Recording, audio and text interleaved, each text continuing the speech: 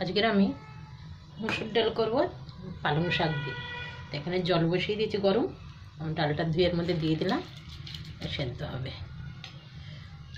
Half একটু সেদ্ধ হয়ে গেলে আমি ডালও তুলে পালং শাকটা তুলে দেবো।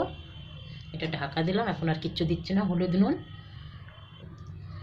ডালটা আমার সেদ্ধ হয়ে গেছে, একটু একটু হলুদ দিয়ে দিলাম, আর একটু আদা ঘষে রেখেছি এটা আমি দিয়ে দিলাম। সাথে আমি পালং শাকগুলো দিয়ে দিলাম, এটা কেটে ধুয়ে রেখেছি, সেদ্ধ হয়ে যাবে। এবার আমি ঢাকা দিয়ে দেবো, একটু ভালো করে সেদ্ধ হয়ে গেলে তারপর শাকটা দিয়ে দেবো।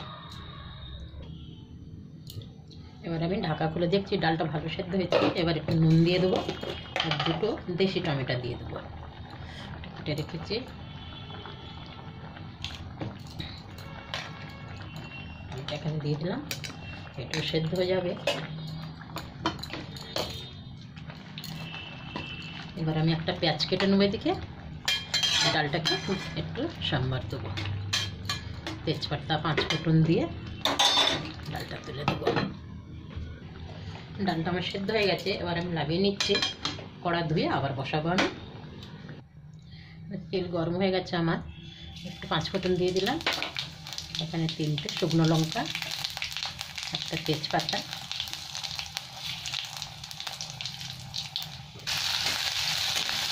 পেঁয়াজটা একটু লাল লাল করে ভেজে নেবো, তারপরে আমি ডাল তুলে দেবো। পেঁয়াজ এখানে ভালো ভাজা হয়ে গেছে আমার, 5 ফোঁটন পেঁয়াজ। এবার আমি ডালটা তুলে দেবো।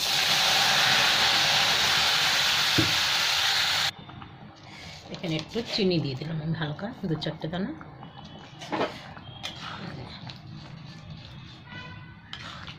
এবার ডালটা খুব ভালো করে ফুটবে, তারপরে নামিয়ে নেব।